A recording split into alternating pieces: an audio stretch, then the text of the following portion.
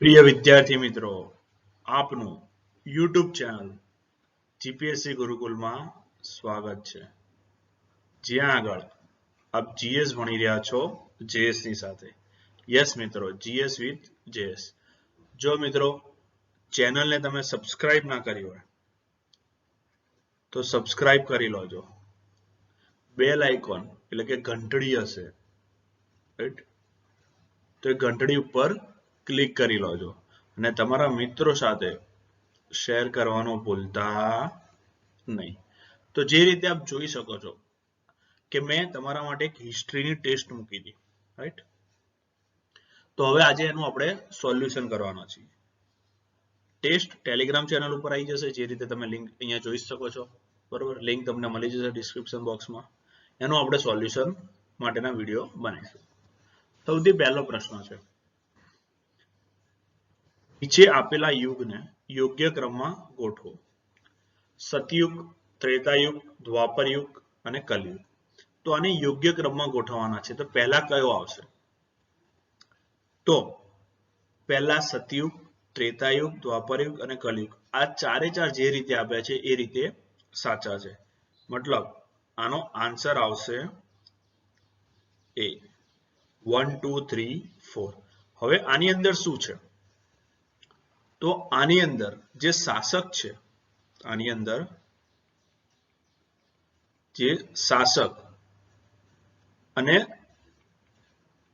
રાજવંશ, right? તો આ લોકોની માહિતી આપેલી છે। આપણા માટે પ્રશ્ન યાદ રાખવાનો છે કે યોગ્ય ક્રમ કયો છે। સેકન્ડ, રાજતરંગીણી નામનો કાશ્મીરનો ઇતિહાસ કોણે લખ્યો છે? શેની વાત કરી છે મિત્રો? રાજતરંગીણી। તો આ ઇતિહાસ કોણે લખ્યો છે? તો ખાસ યાદ રાખજો, આ ઘણીવાર ક્વેશ્ચન આવી જાય છે અને આયેલો પણ છે। કલ્હણે લખેલો છે। કોણે લખ્યો છે ભાઈ? કલ્હણે લખેલો છે। રાજતરંગીણી નામનો કાશ્મીરનો ઇતિહાસ કલ્હણે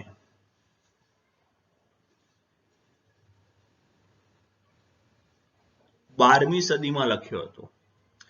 એવું કહેવામાં આવે છે કે ઇતિહાસ ક્ષેત્રે અને પ્રાચીન કાળમાં જોવા મળતો શ્રેષ્ઠ ગ્રંથ માનવામાં આવે છે। શું? શ્રેષ્ઠ ગ્રંથ માનવામાં આવે છે। તમારા માટે મહત્વનું શું છે? તો તમારા માટે મહત્વનું છે આ 12મી સદી, રાજતરંગીણી અને કલ્હણ। આ ખાસ યાદ રાખજો। તમને પૂછી શકે કે નીચેનામાંથી કયા વિધાન સત્ય છે, અસત્ય છે?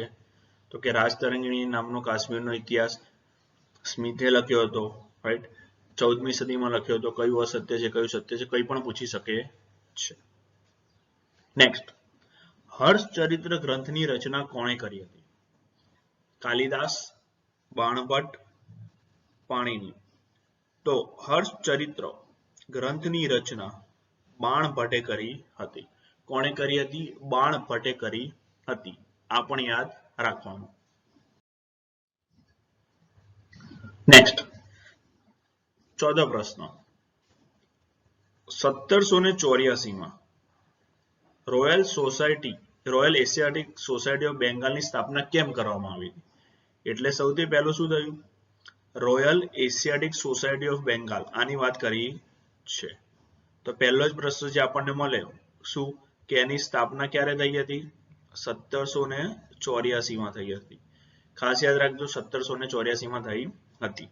હવે એ કેમ કરવામાં આવી હતી? અંગ્રેજોનું પ્રભુત્વ વધારવા, લશ્કરી વિસ્તાર વધારવા, ભારતીય વચ્ચે ભેદભાવ ઉભો કરવા, કે પ્રાચીન ભારતનો ઇતિહાસ અને સંસ્કૃતિ જાણવા માટે? તો ખાસ યાદ રાખજો, આનો જવાબ આવશે ડી, પ્રાચીન ભારતનો ઇતિહાસ અને સંસ્કૃતિ જાણવા માટે આની રચના થઈ હતી। આ ઉદ્દેશ્ય ખાસ યાદ રાખજો। નેક્સ્ટ, નીચે આપેલા વિધાનમાંથી કયું સત્ય છે? કયું સત્ય છે? ફર્સ્ટ, અશોકના શિલાલેખની લિપિ જ્હોન પ્રિન્સેપે ઉકેલી હતી। કોણે ઉકેલી હતી? જ્હોન પ્રિન્સેપે। સેકન્ડ, 1827માં ઉકેલવામાં આવી હતી। કયું વિધાન સત્ય છે? તો આનો જવાબ આવશે સી બંને. હવે જે રીતે તમે અહીંયા જોઈ શકો છો કે 1827 આપ્યું છે, અમુક જગ્યાએ 1835 આપ્યું હશે, રાઈટ? તો જીપીએસસી માં પૂછાય તો 1827 ને પહેલી પ્રેફરન્સ આપવાની, અને કોઈ તમે સ્ટેટ અન્ય કોઈ એક્ઝામ આવતા હોય સેન્ટ્રલ લેવલની તો ત્યાં આગળ 1835 ને પહેલો પ્રેફરન્સ આપવાનો. હવે મિત્રો આ તો છે આપણું જીપીએસસી નું, રાઈટ? એવી જ રીતે આપણે એક ચેનલ બનાવી છે જીએસ કી પાઠશાલા, રાઈટ? આ જે જીએસ કી પાઠશાલા છે એ હિન્દીમાં છે. શેમાં છે? હિન્દીમાં છે. અહીંયા તમને હિન્દીમાં જોવા મળશે.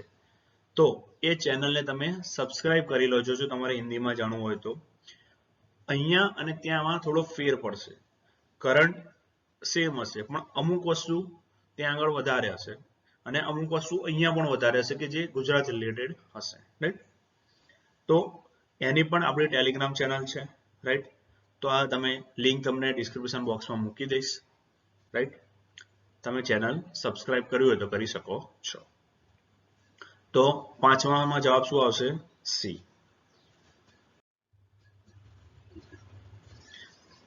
નેક્સ્ટ 6.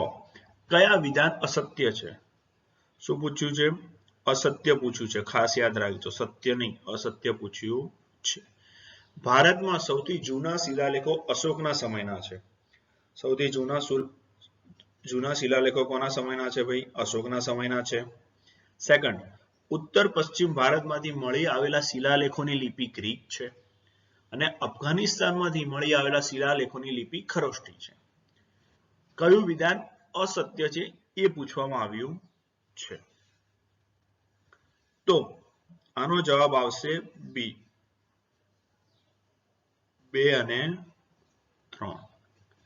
તો કે કેમ એવું? પહેલું વિધાન સત્ય છે, બીજું અને ત્રીજું કેમ અસત્ય છે? તો કે ઉત્તર અને જે પશ્ચિમ છે એમાંથી જે મળી આવે છે એ ખરેખર ખરોષ્ઠી છે, બરોબર? અને જે અફઘાનિસ્તાનમાંથી મળી આવ્યું છે એની લિપિ ગ્રીક છે. ક્લિયર? એટલા માટે કયું વિધાન અસત્ય છે, બીજું અને ત્રીજું અસત્ય છે. પહેલું સેન્ટેન્સ બધાને આવડતું હોય. નેક્સ્ટ 7મું, સમુદ્રગુપ્ત એનો પ્રયાગ અભિલેખ, એને કહેવામાં આવે છે પ્રયાગ પ્રશસ્તિ. આની રચના કોણે કરી હતી? ગૌતમી, હરિસેન, વિજય કે ડી1 પણ નહીં. તો સમુદ્રગુપ્તનો પ્રયાગ પ્રશસ્તિ અભિલેખ છે એની રચના હરિસેને કરી હતી. કોને કરી હતી? 7મામાં બી, હરિસેન દ્વારા કરવામાં આવી હતી. નેક્સ્ટ 8મો, આ બહુ ફેમસ પ્રખ્યાત ક્વેશ્ચન છે. ભારત વિશે ઇન્ડિકા નામનો ગ્રંથ કોણે લખ્યો હતો? મેગસ્થનીસ, ટોલોમી, ફાહિયાન કે ઇત્સિંગ? તો કોણે લખ્યો હતો મિત્રો? તમને ખબર જ હશે, મેગસ્થનીસે લખ્યો હતો.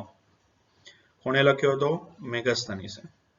આ જે મેગસ્થનીસ છે એ મેગસ્થનીસ એક ગ્રીક રાજદૂત હતો. મેગસ્થનીસ શું હતો? એક ગ્રીક રાજદૂત હતો જે ચંદ્રગુપ્ત મૌર્યના દરબારમાં આવ્યો હતો અને એને મૌર્યના જે મૌર્યનગર છે એના વહીવટી તંત્ર વિશેની વાત કરી હતી. આ ઇન્ડિકા ગ્રંથમાં વહીવટી તંત્ર વિશેની વાત કરી હતી. નેક્સ્ટ 9, હડપ્પા સભ્યતા વિશે કયું વિધાન સત્ય છે? ફર્સ્ટ, ભારતની પ્રથમ નાગરિક સભ્યતા છે, મેસોપોટેમિયા અને ઇજિપ્તની સમકાલીન છે, ઇતિહાસકાલીન સભ્યતા તરીકે ઓળખાય છે. કયું વિધાન સત્ય છે? તો પહેલું વિધાન સત્ય છે. ભારતની પ્રથમ નાગરિક સભ્યતા છે. મેસોપોટેમિયા અને ઇજિપ્તની સમકાલીન છે. આ વિધાન પણ સત્ય છે. થર્ડ, ઇતિહાસકાલીન સભ્યતા તરીકે ઓળખાય છે. ના, આ ઇતિહાસકાલીન નહીં, એને આદ્ય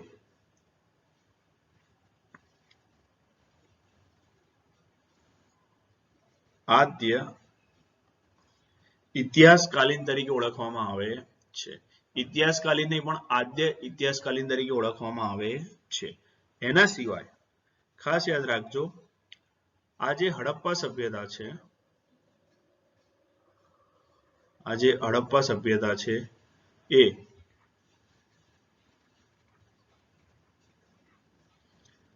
વિસ્તારની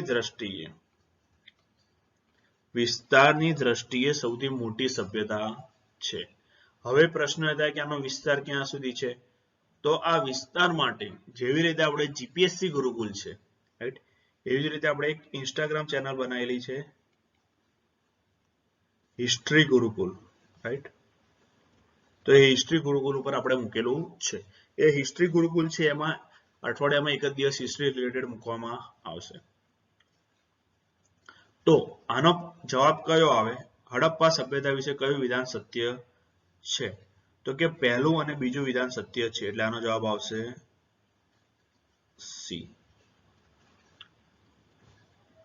10, મોહેન્જો-દડો વિશે કયું વિધાન સત્ય છે? મોહેન્જો-દડો વિશે કયું વિધાન સત્ય છે? ફર્સ્ટ, વિશાળ સ્નાનાગર મળી આવ્યું છે. સેકન્ડ, સ્નાનાગરની નીચે ફર્શ પર બિટ્યુમિનસ કોલસાનું પ્લાસ્ટર કરવામાં આવ્યું છે. કયું વિધાન સત્ય છે? તો 10માં જવાબ આવશે સી, બંને વિધાન સત્ય છે. વાત કરીએ વિશાળ સ્નાનાગર, તો એ વિશાળ સ્નાનાગર જે છે એ આધુનિક સ્નાનાગરને મળતું આવે છે. કોને? આધુનિક સ્નાનાગરને મળતું આવે છે. અને સેકન્ડ, બિટ્યુમિનસ કોલસાનું પ્લાસ્ટર કેમ? કારણ કે જે પાણી છે એ જમીનમાં શોષાઈ ના જાય, બરાબર, શોષાઈ ના જાય એટલા માટે આ પ્લાસ્ટર કરવામાં આવ્યું છે. નેક્સ્ટ 11, સભા અને સમિતિ વિશે કયું વિધાન સત્ય છે? સભા અને સમિતિ, તો કે સભામાં સમગ્ર લોક સમુદાયના પ્રતિનિધિઓનો સમાવેશ થતો, જેમાં રાજાની ચૂંટણી કરવામાં આવતી. સમિતિમાં વડીલો બેસતા અને ન્યાય કરવાનું કાર્ય કરતા. કયું વિધાન સત્ય છે? તો ખાસ યાદ રાખજો, એક પણ વિધાન સત્ય નથી. આપણે અહીં વાત કરી છે સભાની. તો સભા જેને રાજ્યસભા સાથે સરખાવવામાં આવે છે, અને બીજું છે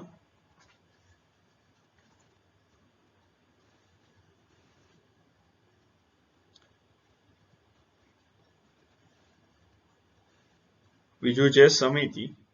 સમિતિ જેને લોકસભા સાથે સરખાવવામાં આવે છે. હવે તમે સમજો, સભા એટલે શું? રાજ્યસભા. તો રાજ્યસભાને શું કહેવાય છે ભાઈ? વડીલોનું ગૃહ કહેવાય છે, એલ્ડર હાઉસ કહેવાય છે. તો સભામાં શું હશે? વડીલો બેસતા અને ન્યાય આપવાનું કાર્ય કરતા. સમિતિ જેને લોકસભા સાથે સરખાવવામાં આવે છે, તો લોકસભા એટલે લોક સમુદાયના શું હોય? પ્રતિનિધિઓ હોય. તો તમને યાદ રહી ગયું કે કઈ રીતે યાદ રાખવાનું? સભાને રાજ્યસભા સાથે સરખાવાય, સમિતિને લોકસભા સાથે સરખાવવામાં આવે છે, એટલે તમને ખબર પડી જાય. એટલે તમારે આવું યાદ ના રાખવું, તો ખાલી એક જ યાદ રાખવાનું, સભા એટલે શું? રાજ્યસભા, અને સમિતિ એટલે શું? લોકસભા. ઓકે. નેક્સ્ટ, પ્રજા રાજાને કર સ્વરૂપે ભેટ સોગાદો આપતા, જેને ઋગ્વેદમાં કયા નામે ઓળખવામાં આવે છે? તો ઋગ્વેદમાં એને બલિના નામે ઓળખવામાં આવે છે. એટલે 12માં આપણો જવાબ શું આવશે? બલિ. ખાસ યાદ રાખજો. નેક્સ્ટ, નીચેનામાંથી કોનું લાંછન કાચબો છે? અજીતનાથ, સંભવનાથ, સુવિધિનાથ કે મુનિ સુવ્રત? હવે જે રીતે તમે અહીંયા જોઈ શકો છો કે ભાઈ લાંછન, લાંછન એટલે શું?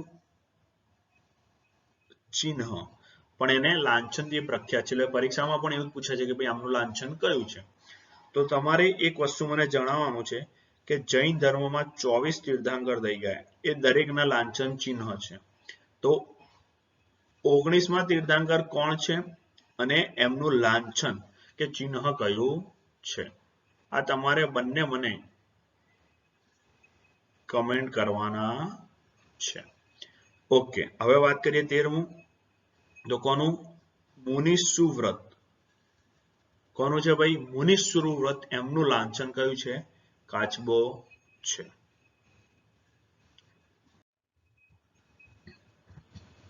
14. બૌદ્ધ સાહિત્યમાં ગૌતમ બુદ્ધને કયા નામે ઓળખવામાં આવે છે? કોની વાત કરી છે? બૌદ્ધ સાહિત્ય, રાઈટ. શેની વાત કરી છે ભાઈ? બૌદ્ધ સાહિત્યની વાત કરી છે.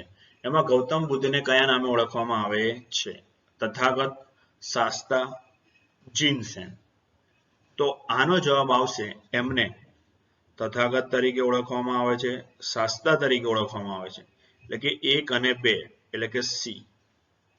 શું કહેવાય છે? સી, 1 અને 2. 15. મહાજન પદ વિશે કયું વિધાન સત્ય છે? શેની વાત કરી છે? મહાજન પદ. તો કે મહાજન પદ 16 છે ફર્સ્ટ. તો શું મિત્રો મહાજન પદ 16 છે? યસ છે. પાલી ગ્રંથ અંગુત્તર નિકાય, ખાસ યાદ રાખજો, અંગુત્તર નિકાય કયો ગ્રંથ છે? પાલી ગ્રંથ છે. તેમાં આ જે 16 મહાજન પદ છે એના નામ આપેલા છે. તો શું આપેલા છે? યસ આપેલા છે. હવે ખાસ યાદ રાખજો કે અંગુત્તર નિકાય છે, રાઈટ. હવે અહીંયા પાલી ગ્રંથની જગ્યાએ બીજું સંસ્કૃત ગ્રંથ આપી દે, રાઈટ. તો ભાઈ વાક્ય ખોટું થઈ જાય. Next, third. અંગ મહાજન પદની રાજધાની ઇન્દ્રપ્રસ્થ હતી. આ ખોટું છે. તો આપણને પૂછ્યું છે કે કયું વિધાન સત્ય છે? તો કયું વિધાન સત્ય થયું મિત્રો? 1 અને 2. શું છે? 1 અને 2. હવે આપણા માટે એક પ્રશ્ન આવ્યો, રાઈટ. અંગ, આ એક મહાજન પદ હતું, રાઈટ. જો એની રાજધાની ઇન્દ્રપ્રસ્થ નથી, રાઈટ, તો કોઈક હશે જેની રાજધાની કઈ હશે? ઇન્દ્રપ્રસ્થ. તો જે અંગ છે, અંગની રાજધાની છે ચંપા, જેને માલિની પણ કહેવાય છે. અને એક છે ઇન્દ્રપ્રસ્થ. તો એની કઈ હશે?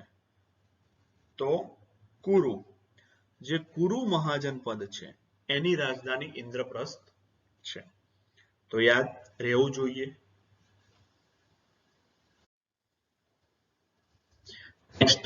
કોના સમયમાં મૌર્ય સામ્રાજ્યમાં 5 પ્રાંતની 5 રાજધાની હતી? ચંદ્રગુપ્ત મૌર્ય, બિંદુસાર, અશોક કે D1 પણ નહીં. તો ખાસ યાદ રાખજો બિંદુસાર. કોણ હતો?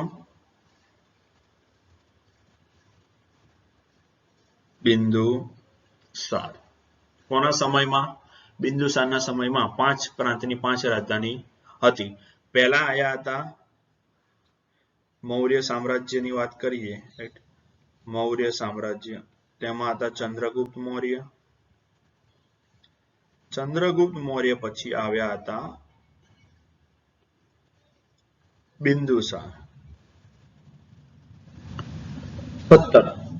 કયું વિધાન અસત્ય છે? નીચેનામાંથી કયું વિધાન અસત્ય છે?